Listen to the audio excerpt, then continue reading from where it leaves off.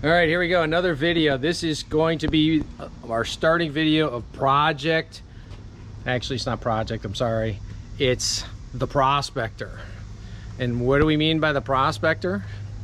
Well, let's take a walk over here and you can see. First of all, this will give you a clue. This is the badging on a 1984 Dodge Ram Charger. So you get a good look at it. This is a car that was brought from Montana, and I purchased it off of a guy out east of Cleveland. There was some body work done. There's very little rust as a Ram Charger goes, so there's rot in places like that. I've made a few uses of this as a daily driver and a work truck, including my lovely cat Moose. Say something, Moose. There you go, smart cat. So this is the inside. So items that'll be worked on is we're gonna do headliner. I actually have the headliner, so one of the first parts of this project will be to redo those headliners. We'll do some of the body work because these quarter panels, I have these panels already. I got them when I bought the truck. So we'll have some sheet metal work to do here. All in all, the interior is really good. You know, there's a few tears here.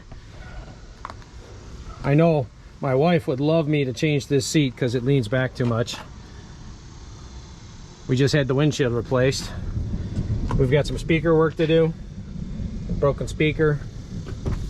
It's getting ready to rain, so I'm trying to hustle here. Here's the engine. So it's a 360.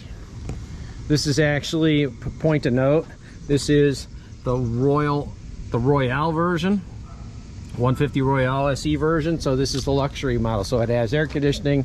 It has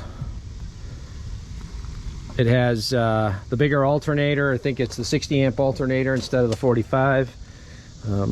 It's going to need exhaust. It's got a lot of leaking oil in the front of the engine. The rear seal is leaking. I'm not sure how much of that I'm going to do.